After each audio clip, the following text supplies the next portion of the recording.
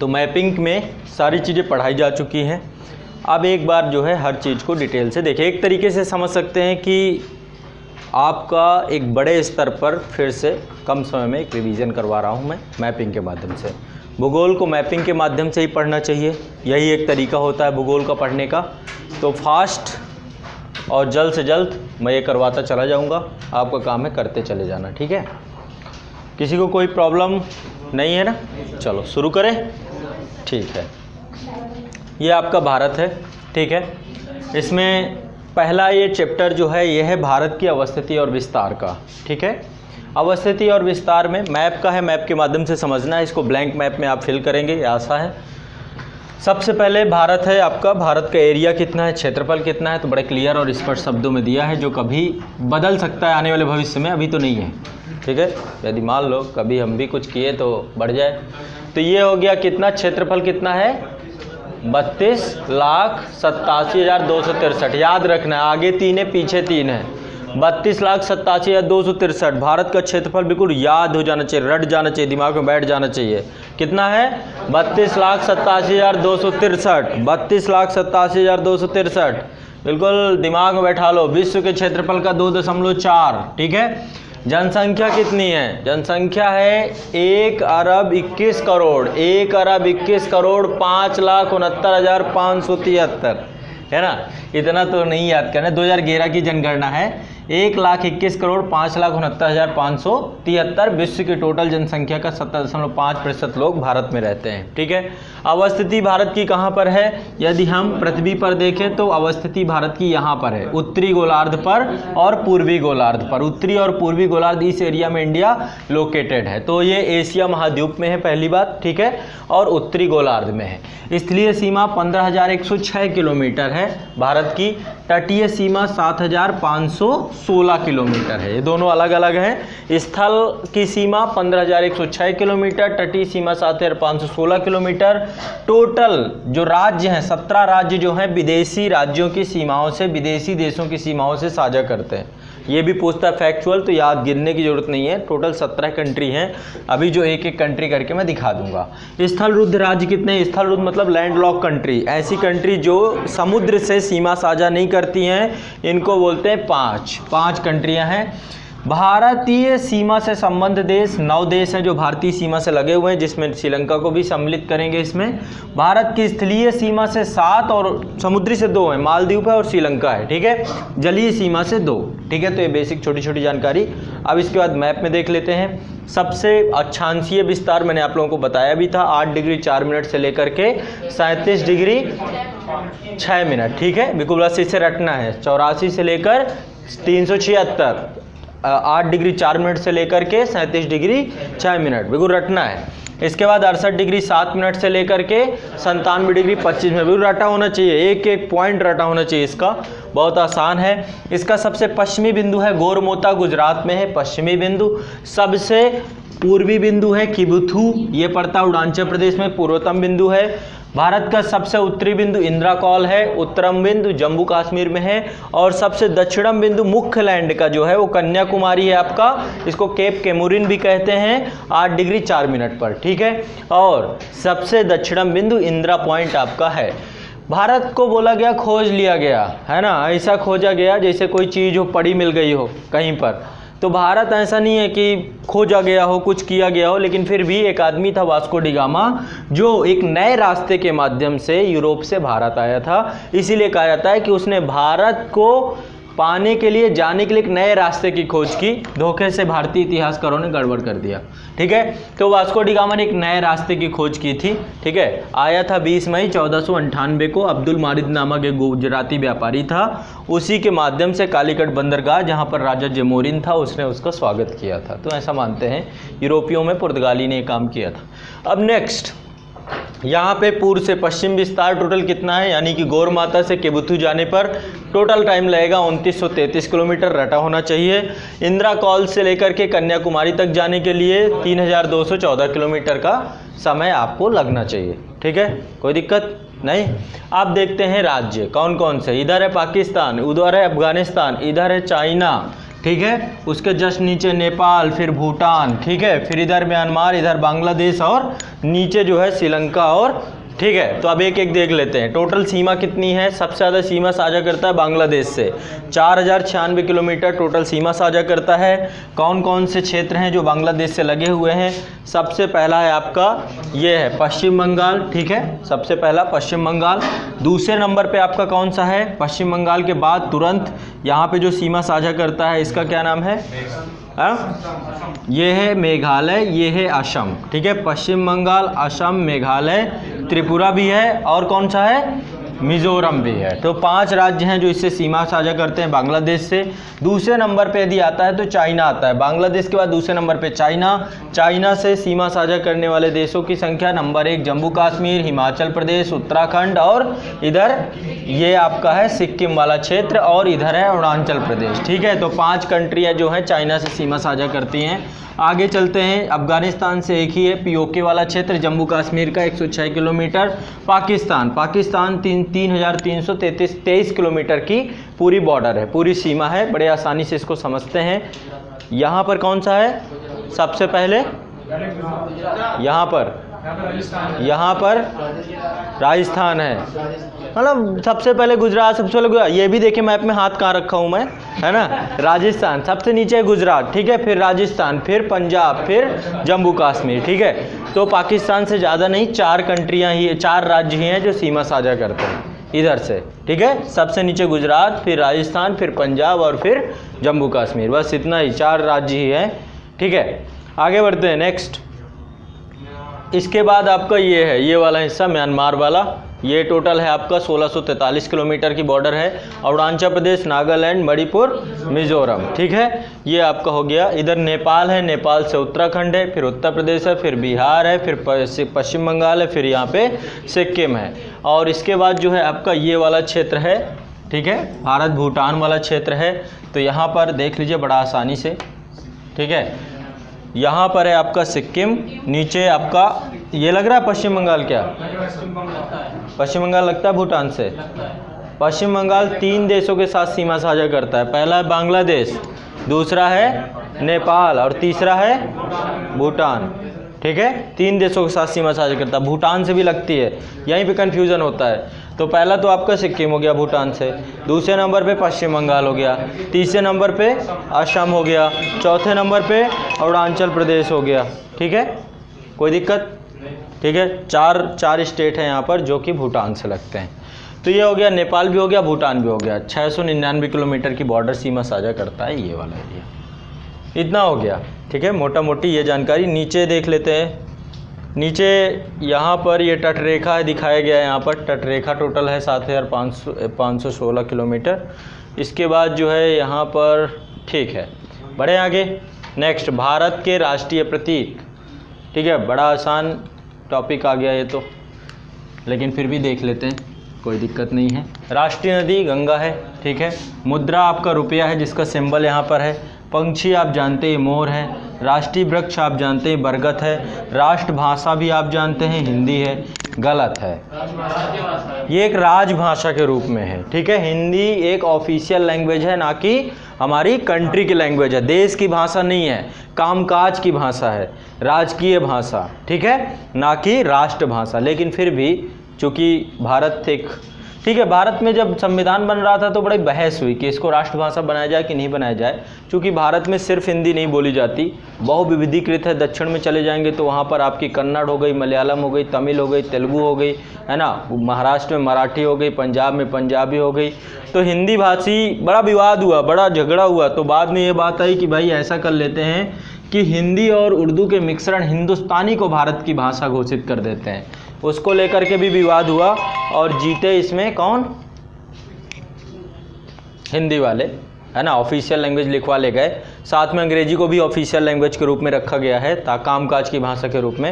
अंग्रेजी को हटाना भी है लेकिन अभी हटा नहीं पा रहे हैं, आरक्षण की तरह उसे भी बढ़ाते चले जा रहे हैं। ठीक है, चलो आगे बढ़ते हैं। नेक्स्ट और क्या क्या चीज़ें हैं यहाँ पर? राष्ट्रीय पशु सब जानते हैं, बाघ है, ठीक है। ये पूछता है हर बार, ये पूछता है, डॉल्फिन के बारे में पूछता है। राष्ट्रीय जलीय जीव क्या है? ठीक है, तो डॉल्फिन याद रखना है। ये भागलपुर वाला क्षेत्र है ना आपका, जहाँ पे गंगा है, वहाँ पे डॉल्फिन बहुत पाई जाती हैं। ठीक है, लेकिन प्रदूषण के कारण अब धीरे धीरे इनका संकट आ रहा है। तो हमेशा आप देखते हैं आता रहता है कि इनको बचाएं, ये सब चीज़ें आती हैं। कई डॉल्फिन बड़ी संख्या में मर भी रही भारत में गंगा के अस्वच्छता के कारण। राष्ट्रीय खेल हॉकी है, राष्ट्रगान जनगण मन है, राष्ट्रीय गीत वंदे मातरम है और हमारा राष्ट्रीय ध्वज तिरंगा है। ठीक है, तो ये हो गई मोटा मोटी। पंचांग है शक संवत, ठीक है, ये आपका प्रारंभ हुआ था 78 AD में। ठीक है, कनिष्क जब शासन सत्ती पर बैठा, कुषाण वंश का शासक कनिष्क जब गद्दी पर बैठा, उसके गद्दी पर बैठते ही शक संवत प्रारंभ हो जाता है। तो भारत सरकार शक संवत का प्रयोग करती है। कई प्रकार के संवत हैं, जैसे कि विक्रमी संवत है ना, जैसे कि सेन संवत, जैसे कि शक संवत, जैसे कि हम जो प्रयोग करते हैं ग्रेगोरियन कैलेंडर के अनुसार ये जो चलता है 31 का महीना, शक संवत के हिसाब से नहीं है ये। ठीक है, आगे बढ़ते हैं। नेक्स्ट ये आपका है, अगला है भारत के राज्यों को देखना है कि इसमें क्या क्या है, मोटा मोटी जानकारी ले लेते हैं। चुनाव पास में है ना, तो चुनाव के दृष्टिकोण से भी देख लेंगे कि किसमें कितनी राज्यसभा सीटें, किसमें कितनी लोकसभा सीटें हैं। पॉलिटिकल स्ट्रक्चर भी हमें पता चल जाएगा, हर राज्य का जानकारी मिल जाएगी। ठीक है, तो सबसे पहले ऊपर से चालू करते हैं। जम्मू कश्मीर, जम्मू कश्मीर स्थापना मानी जाती है 26 अक्टूबर 1947 को। ये डेट इसलिए क्योंकि इसी दिन जो है भारतीय सेना ने वहाँ पर जब विलय पत्र तो इसी दिन साइन किया था राजा हरी सिंह ने। पहले कबायली आक्रमण हुआ था, फिर भारत पाकिस्तान दोनों की सेनाओं के बीच में टकराव भी हुआ, लेकिन जितना हिस्सा पा पाए उतना ही मिला जम्मू कश्मीर। ठीक है, राजधानी 2 हैं, जम्मू है, श्रीनगर है।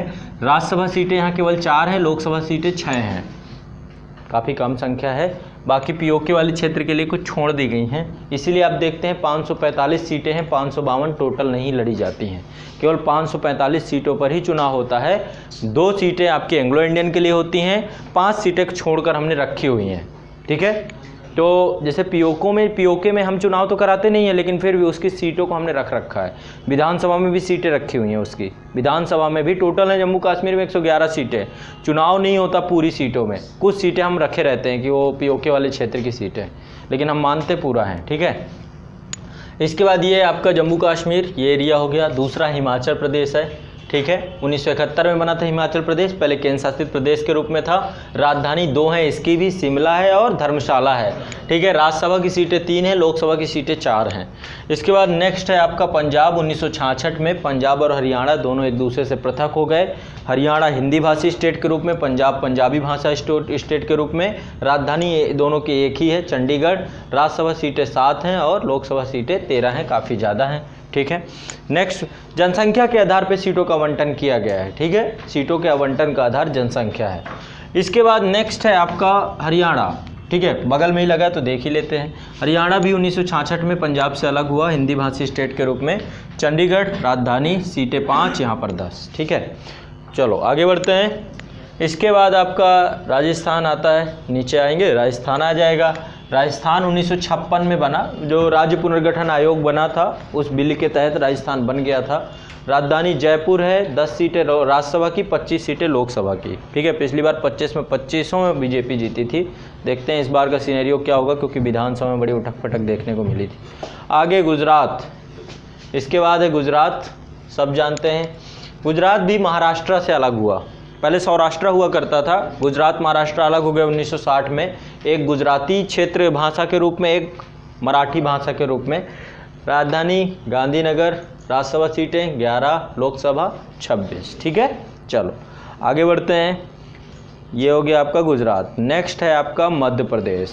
1956 में मध्य प्रदेश जो है आपका, जब राज्य पुनर्गठन आयोग था तभी बना था। गुजरात के जस्ट बगल में है, भारत का सेंटर पॉइंट है। इसके बारे में कुछ 2 बातें ये समझ सकते हैं कि राजस्थान के बाद देश का सबसे बड़े क्षेत्रफल वाला एरिया जो है इसी का है। ठीक है, पहले नंबर पे है राजस्थान सबसे ज़्यादा क्षेत्रफल के हिसाब से, दूसरे नंबर पे एमपी, तीसरे नंबर पे महाराष्ट्र, चौथे नंबर पे यूपी उत्तर प्रदेश, 5वें नंबर पे जम्मू कश्मीर। ठीक है, तो ऐसे करके क्रम होता है। दूसरे नंबर पे एमपी है क्षेत्रफल के हिसाब से, याद रखिएगा, क्रम से सजाने के लिए आता है। पहले आपका कौन सा है, राजस्थान, फिर एमपी, फिर महाराष्ट्र, फिर यूपी, फिर जम्मू कश्मीर। ठीक है, तो ये राजधानी सब जानते हैं भोपाल, 11 सीटें राज्यसभा की, 29 सीटें लोकसभा की, काफ़ी ज़्यादा है। हिंदी भाषी स्टेट ये भी है।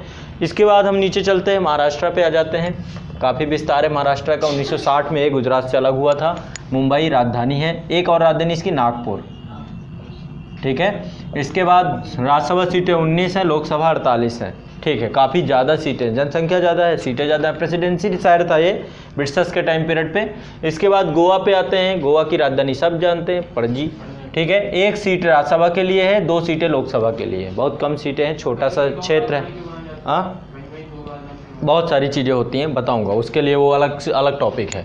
इसके बाद नेक्स्ट कर्नाटका। कर्नाटका 1956 में। हर क्षेत्र की अपनी अपनी रिक्वायरमेंट होती है। ठीक है, प्रशासनिक दृष्टिकोण से रिक्वायरमेंट होती है या फिर जलवायु दृष्टिकोण से रिक्वायरमेंट होती है। 2 तरीके होते हैं, प्रशासन चलाने के लिए या जलवायु के लिए। जैसे कि अंग्रेजों ने भी 2 राजधानियाँ रखी थी, एक आपकी रखी थी शिमला, एक दिल्ली, है ना।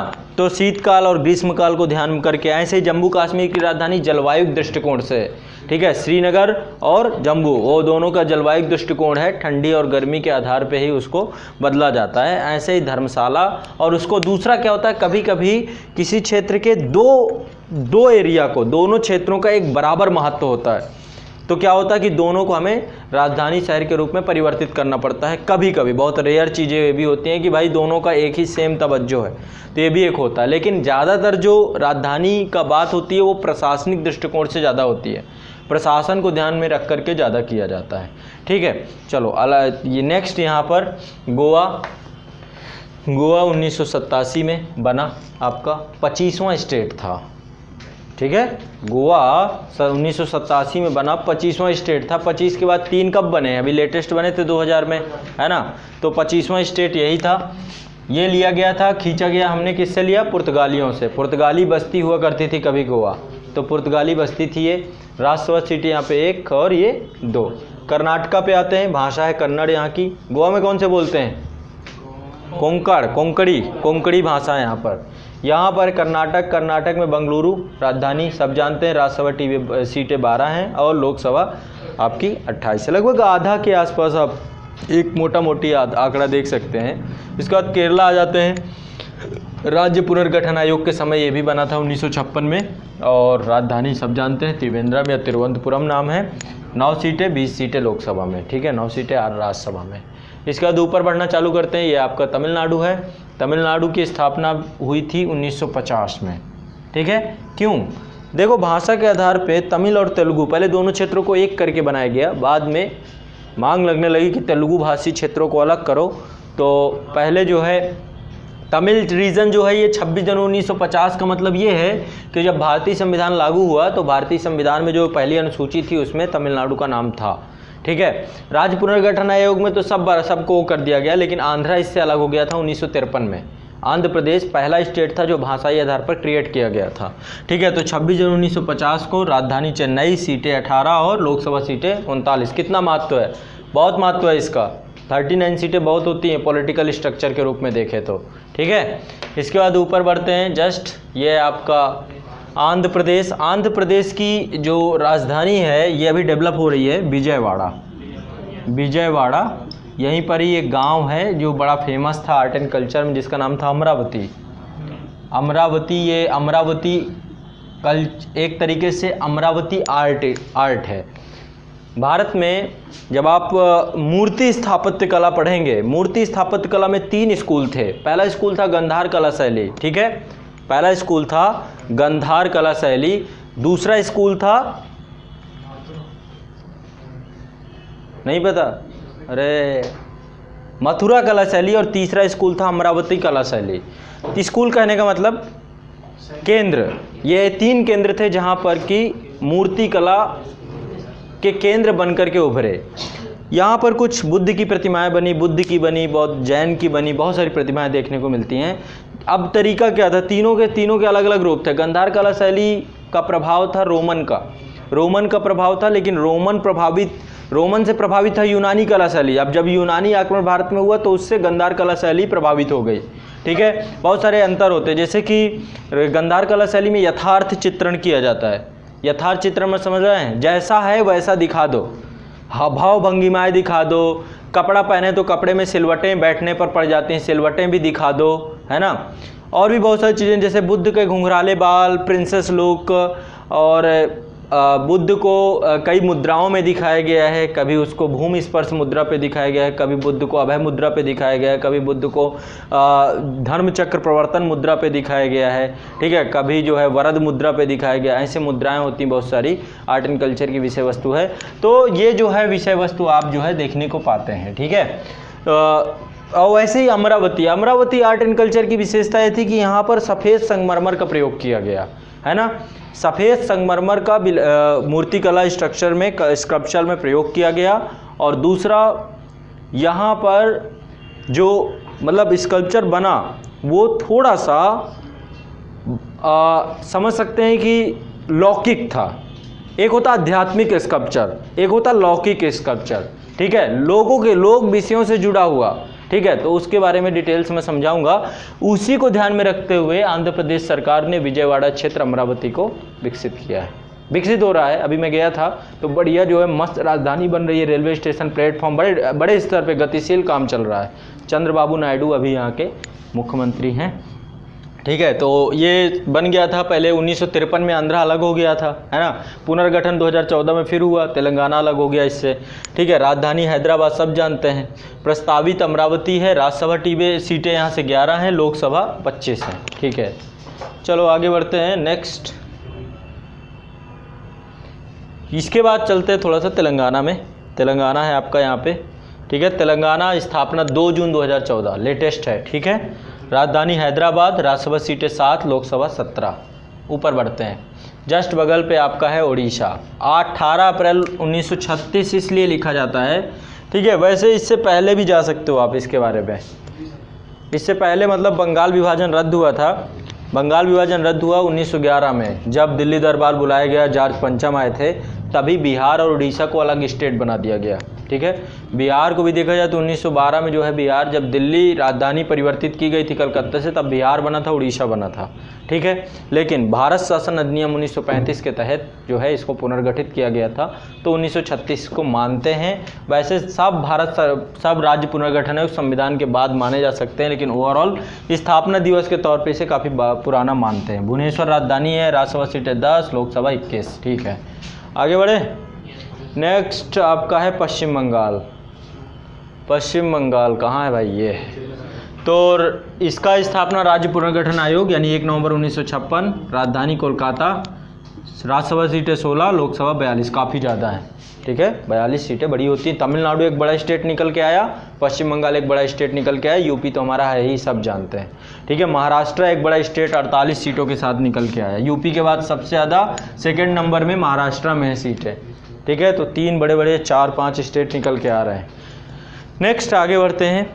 बच्चों ये राज्य पुनर्गठन आयोग समझ में आ रहा है ना, ठीक है। संविधान में पढ़ोगे आप लोग, जब भाषा के आधार पर राज्यों की मांग शुरू हुई तो भारत सरकार के द्वारा एक कमेटी बनाई गई। उस कमेटी की रिकमेंडेशन पर राज्य पुनर्गठन आयोग गठित किया गया 1955 में, और इसके बाद संविधान का 7वां संशोधन किया गया और भारत के राज्यों को भाषा के आधार पर पुनर्गठित कर दिया गया। 14 राज्य बनाए गए, बाकी कुछ केंद्र शासित प्रदेश बनाए गए, जो कालांतर में टूट करके कितने बन गए? 29 राज्य और 7 केंद्र शासित प्रदेश, ठीक है। लगातार आपस में चलता ही रहता है, ठीक है। हम वैसे भी एक घर में रह नहीं सकते।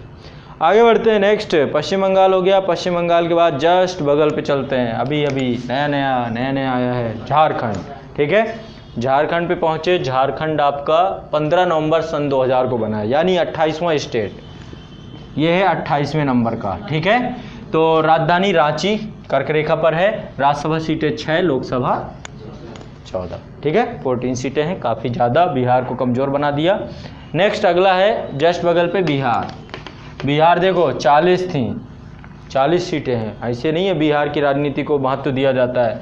तो 1 अप्रैल 1936 को ये भी माना जाता है, वही सेम कंडीशंस जो मैंने बताई उड़ीसा और बिहार दोनों के साथ, ठीक है। राजधानी पटना, राज्यसभा सीटें 16, लोकसभा सीटें 40, ठीक है। ये हो गया आपका बिहार। इसके बाद जस्ट बगल पे अपना बैठा हुआ है भैया लोग, यूपी वाले, ठीक है। तो ये हमारा है उत्तर प्रदेश। 26 जनवरी 1950 को संविधान लागू होने के साथ ही माना जाता है। पहले इसका नाम था संयुक्त प्रांत, ठीक है। संयुक्त प्रांत से पहले इसका एक और नाम था, आगरा एवं अवध का संयुक्त प्रांत। आगरा और अवध वाला क्षेत्र, यहाँ से लोधी वंश जो यहीं से संचालित होता था। मुगल काल आगरा से ही संचालित होता था। मुगल काल पहले आगरा को ही सेंटर मान के चलता था। जब हुमायूं का काल था, ये तो शिफ्टिंग कर ली उसने, शाहजहाँ ने। शाहजहाँ के समय पे शिफ्टिंग हो गई, दिल्ली आ गए, शाहजहाँ ने लाल किला बनवाया, यहीं पे घर दुआर, यहीं पे बस्ती डाल दी।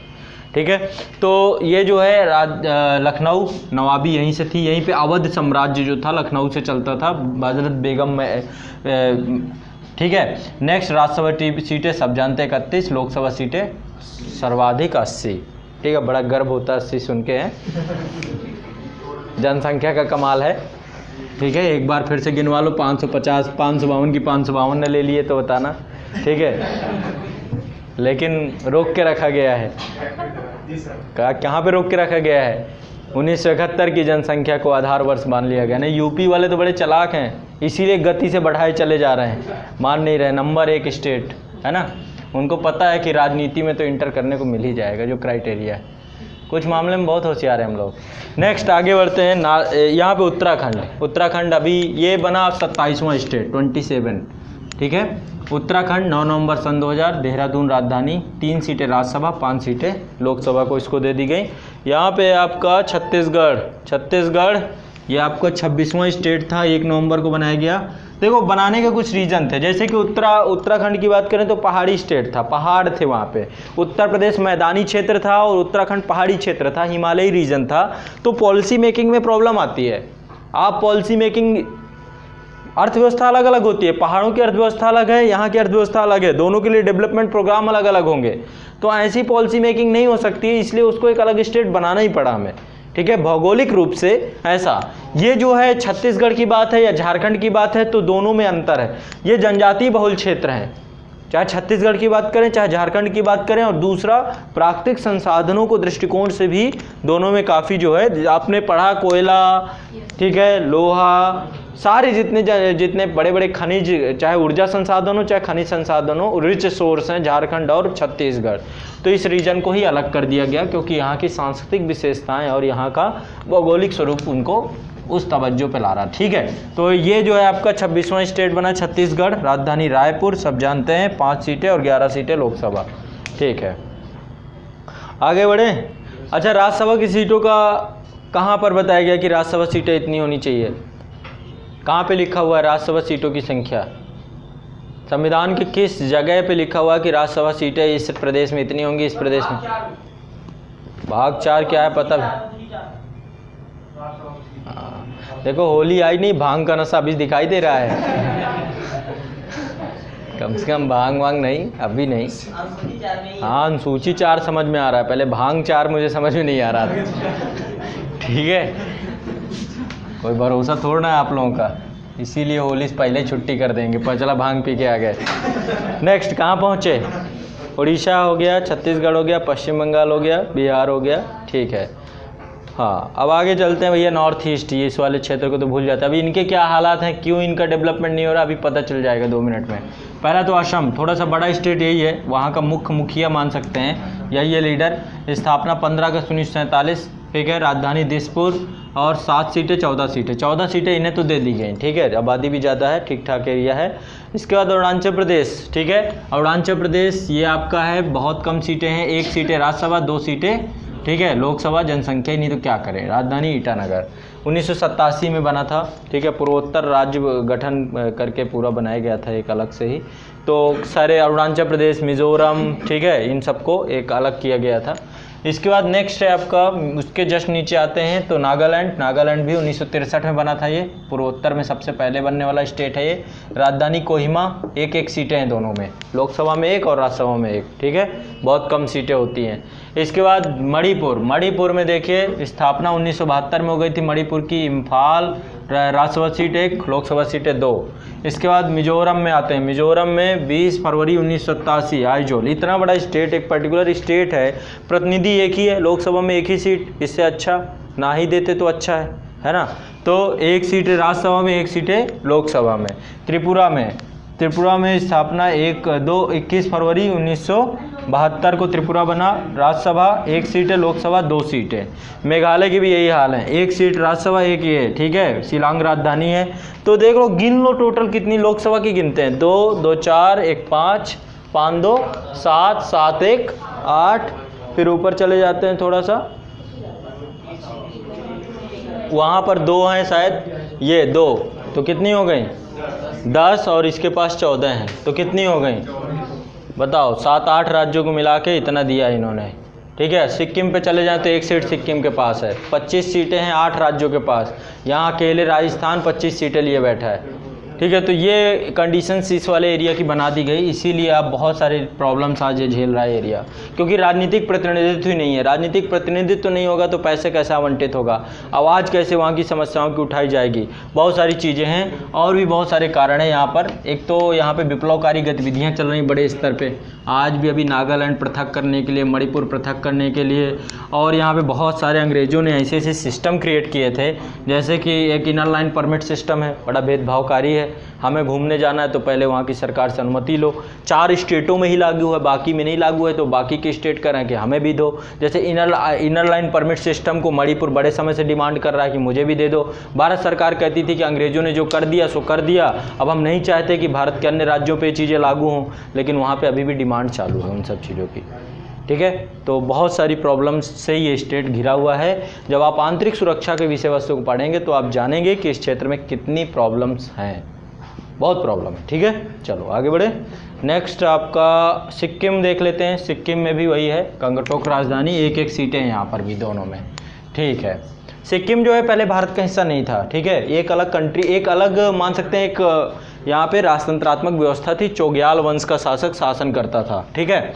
लेकिन वहाँ की जनता ने, अब चाइना घात लगाए बैठा था, विस्तारवादी नीति चाइना की थी, तिब्बत को खा गया था, सिक्किम का नंबर था, वहाँ की जनता ने विद्रोह कर दिया और भारत के पक्ष में जनमत संग्रह किया। राजा को छोड़ छाड़ के सब समर्पण करना पड़ा और चोग्याल वंश के शासक ने भारत सरकार के साथ 35वां और 36वां 2 संविधान संशोधन हुए और भारत में पहले बना सहराज्य 2 अनुच्छेद 2A जोड़ा गया, बाद में उसको ख़त्म करके 36वें संविधान संशोधन के द्वारा इसको बना दिया गया, भारत का पूर्ण राज्य का दर्जा दे दिया गया, ठीक है। तो ये 1900 कब, ठीक है, 1971-72 वाले टाइम पीरियड पे भारत में सम्मिलित हो गया। 75 पे पूर्ण राज्य बना, 71 से वहाँ पे मूवमेंट चालू हो जाता है, ठीक है। हाँ, चाइना तो वो तो उसकी प्रॉब्लम है ना, वो तो अभी भी अरुणाचल प्रदेश को नहीं मानता है, ठीक है, उसके मानने ना मानने से क्या हो जाता है, ठीक है। चलो वो तो चलता ही रहेगा। आगे बढ़ते, ये हो गया भारत के। बाकी केंद्र शासित प्रदेश अगल बगल यहीं पे इंटू पिंटू से होंगे, कहीं पे नीचे ही है सर, ठीक है। अब चलते हैं भारत की भौगोलिक विविधता, थोड़ा सा यहाँ पे कुछ चीज़ें हैं जो जान लेते हैं। ये बहुत पहले पढ़ा था, सबसे ऊंचा, सबसे बड़ा, सबसे लंबा, तो वही है भारत का। ये कुछ क्वेश्चन आते भी हैं। सबसे बड़ा नदी द्वीप माजुली द्वीप के नाम से असम पे ब्रह्मपुत्र नदी पे है, ठीक है, कोई दिक्कत, ठीक है। सबसे कम जनसंख्या वाला राज्य कौन सा है? सिक्किम, ठीक है, सबसे कम जनसंख्या वाला राज्य है सिक्किम आपका। इसके बाद नेक्स्ट आगे चलते हैं, सबसे अधिक जनसंख्या वाला प्रदेश, ठीक है, सब जानते हैं उत्तर प्रदेश है हमारा, ठीक है। सबसे बड़ा प्लेटफॉर्म सब जानते हैं उत्तर प्रदेश में ही है, गोरखपुर में है, ठीक है। आगे बढ़ते हैं, सबसे लंबा नदी, सबसे लंबी नदी सब जानते हैं 2525 गंगा नदी है। सबसे बड़ा राज्य सब जानते हैं क्षेत्रफल के हिसाब से ये है।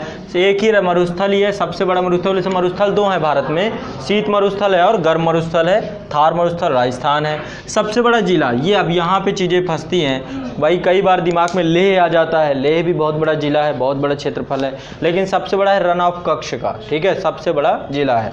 सबसे ज़्यादा तट रेखा, ये क्वेश्चन बहुत बार पूछा जाता है, सबसे लंबी तट रेखा क्या है? तो गुजरात की है, 1215 किलोमीटर है, ठीक है, 1215 किलोमीटर तट रेखा है।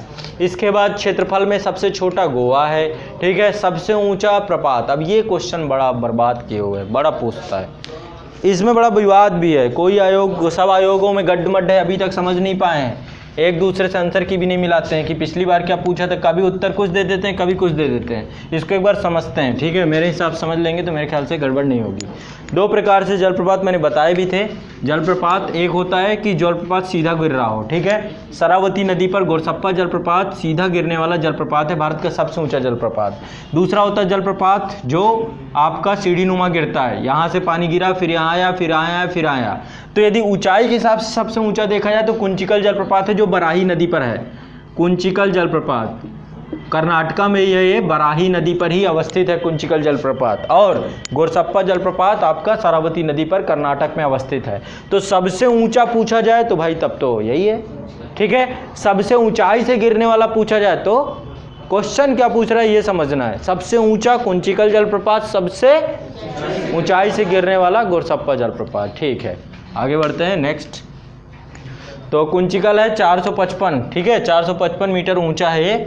इसके बाद सबसे छोटा जिला, ये भी क्वेश्चन पूछता है, पुदुचेरी का माहे। पुदुचेरी देखो 3 राज्यों में फैला हुआ है, छोटे छोटे असेंबलिंग हुई है, इधर एक बस्ती है, इधर एक बस्ती, एक बस्ती उधर। पहला यनम, यनम आपका पड़ता है आंध्र प्रदेश में। दूसरा है, 2 हैं एक साथ तमिलनाडु में, पहला है पुदुचेरी, दूसरा है कराईकल, ये दोनों तमिलनाडु वाले क्षेत्र में पड़ते हैं। और तीसरा है आपका जो केरला में पड़ता है जिसका नाम है माहे, ठीक है।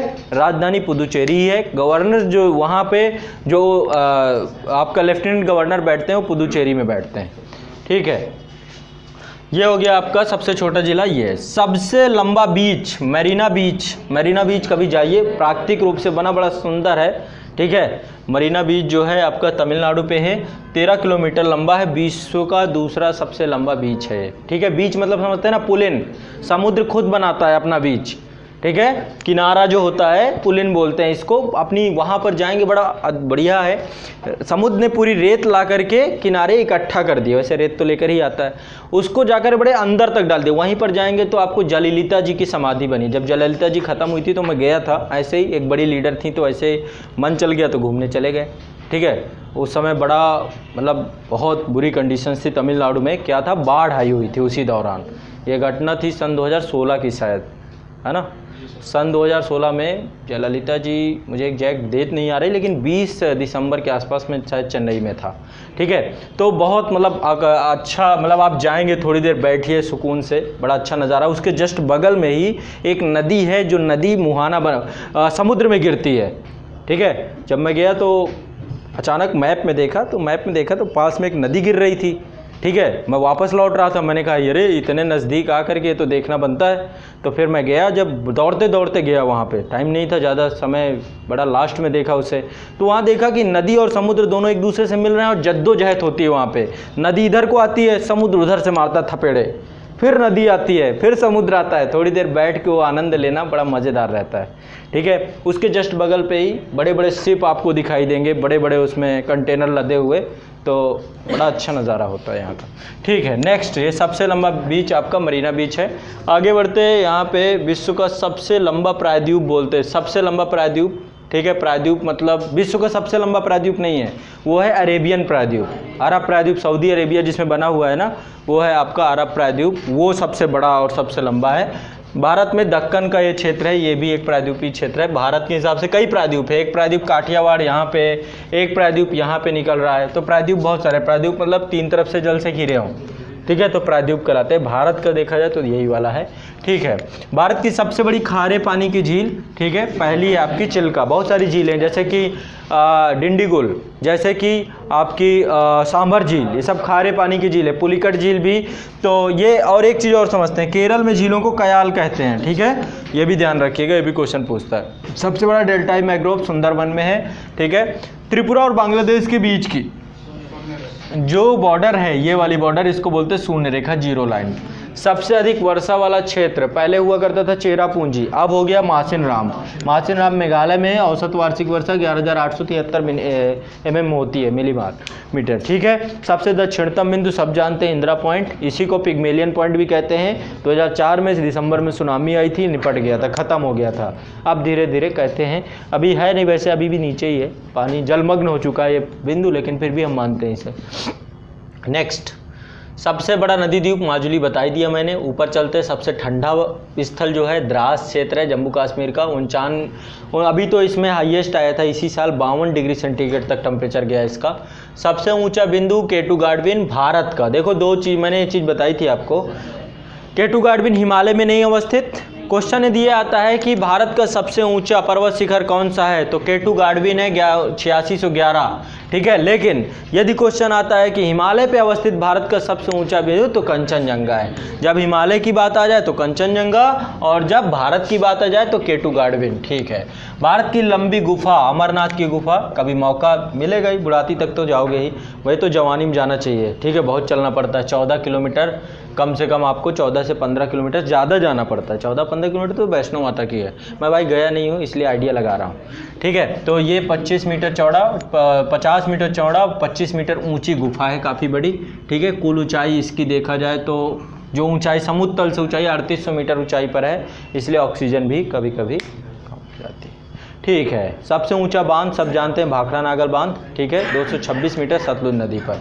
आगे बढ़ते हैं। नेक्स्ट, भारत के राज्य और राजधानी सब जानते हैं, बताने की जरूरत नहीं है, लेकिन एक बार फास्ट एक बार देख लेते हैं। जम्मू कश्मीर श्रीनगर, हिमाचल प्रदेश शिमला धर्मशाला, पंजाब चंडीगढ़, हरियाणा चंडीगढ़, राजस्थान जयपुर, गुजरात गांधीनगर। नीचे आते हैं महाराष्ट्र मुंबई नागपुर, गोवा पणजी, कर्नाटक बेंगलुरु, केरल तिरुवनंतपुरम, तमिलनाडु चेन्नई। ऊपर जाते हैं आंध्र प्रदेश अमरावती, तेलंगाना हैदराबाद, ऊपर उड़ीसा भुवनेश्वर, छत्तीसगढ़ रायपुर, ठीक है। झारखंड रांची, बिहार पटना, उत्तर प्रदेश लखनऊ, पश्चिम बंगाल कोलकाता, सिक्किम गंगटोक, मेघालय शिलोंग, असम दिसपुर, अरुणाचल प्रदेश ईटानगर, नागालैंड कोहिमा। इधर की थोड़ा नॉर्थ ईस्ट वाली में गड़बड़ करते हो आप लोग, ये देख लेना, नागालैंड कोहिमा, मणिपुर इम्फाल, मिजोरम आइजोल, ठीक है। त्रिपुरा अगरतला और मेघालय शिलोंग, ठीक है। ये थोड़ा सा मोटा मोटी जानकारी। अंडमान निकोबार द्वीप समूह की पोर्ट ब्लेयर है, ठीक है। और इधर लक्षद्वीप की कवारती है, दमन एंड द्वीप की दमन है। इसके बाद दादरा नगर हवेली की सिलवासा है, चंडीगढ़ की चंडीगढ़, दिल्ली की दिल्ली, ठीक। आगे बढ़ते हैं। नेक्स्ट, भारत के बहुत सारे महत्वपूर्ण, अब ये इसको बोलते हैं हृदय स्थल। भारत सरकार ने एक हेरिटेज योजना जो है, जिसके तहत भारत के 12 ऐतिहासिक विरासतों को भारत सरकार को क्या करना है, डेवलप करना है, विकसित करना है। तो ये 12 विरासतें कौन कौन सी हैं, एक एक विरासत ली गई। अमृतसर में गोल्डन टेम्पल है, सब जानते हैं। मथुरा, ये सब जानते हैं, कृष्ण जन्मस्थली के साथ साथ मथुरा आर्ट कल्चर के लिए भी बहुत फेमस है। वाराणसी सब जानते हैं, भारत का प्राचीनतम शहर, ठीक है। गया सब जानते हैं, गया वाला इलाका देखो, एक बोध गया का इलाका है, एक गया और है, 2 गया हैं। एक गया है जहाँ पिंडा पर आए जाते हैं, ठीक है। जो हमारे पूर्वज होते हैं उनको हम वहाँ से विदा कर देते हैं कि भाई आज के बाद आपकी कोई सेवा नहीं करेंगे, यहाँ से आपका उद्धार हो गया। अपने पूर्वजों का उद्धार करने के लिए आप, गयासुर नामक एक राक्षस था, उसी के ऊपर बना हुआ है पूरा ये कंप्लीट, ठीक है। कहते हैं वो राक्षस के ऊपर ही पूरा शहर बसा हुआ है, ऐसा बोलते हैं। और ठीक है, ऐसा कहते हैं कि यहाँ पर जाने के बाद हमारे जो पूर्वज होते हैं उनको शांति मिल जाती है। बहुत सारे ज्ञानी लोग कहते हैं कि मुझे वो मिला था, ठीक है। कई लोग जो है घर पे 4, 6, 10 लोग जब ख़त्म हो जाते हैं फिर जाते हैं पिंडा पर आने, तो कहते हैं वहीं पर थे, सब घूम रहे थे। तो वहाँ पे एक और प्रथा है, लोग जो है कौवे होते हैं ना, कौवों को पिंडदान करते हैं, उनको खिलाते हैं, तो कौवे आते हैं खाते पीते हैं। तो कौवे खाएंगे नहीं तो क्या करेंगे, उनको लगता है कि हमारे बाबा आ गए, बाबा आ गए, बाबा को पकड़ लाओ फिर पिंजड़े में, ठीक है। तो ऐसा लोग मानते हैं। अजमेर, ठीक है, किसी किसी के बाबा नाराज़ होते हैं तो नहीं खाते हैं, ऐसा भी है। यहाँ पे द्वारका को भी बनाया जा रहा है। अजमेर आप जानते हैं, एक सलीम चिश्ती जी की दरगाह है, अकबर बहुत जाता था यहाँ पे। वारंगल फेमस ऐतिहासिक जगह है। पुरी उड़ीसा में, बादामी वाला क्षेत्र, अमरावती, कांचीपुरम, बेनकन्नी, ठीक है। तो ये साउथ के हैं कुछ प्रमुख क्षेत्र, ये सब आर्ट एंड कल्चर में आप देखोगे, ठीक है। हाँ नजी नहीं यहाँ पे नहीं, सलीम चिश्ती जी की है, चलिए। अच्छा हाँ, उनकी सीकरी में है, हाँ ठीक है, मोइनुद्दीन चिश्ती, ठीक है। ये हैं चट्टानें। मैंने पृथ्वी की भूगर्भिक संरचना आप लोगों को बताई थी और चट्टानों के बारे में बताया था कि चट्टानें कहाँ पे क्या है। तो ये हैं आपकी चट्टानें। पहली चट्टानों के क्रम में सबसे पुरानी थी आर्कियन क्रम की चट्टानें। ये है आपका मानचित्र कहाँ कहाँ पे आर्कियन क्रम की चट्टानें हैं। जब पृथ्वी गर्म गैस का गोला थी और चट्टानें ठंडी होना शुरू हुई, आग्नेय चट्टानें, तो सबसे पहले बनी आर्कियन क्रम की चट्टानें, याद रखिएगा, ठीक है।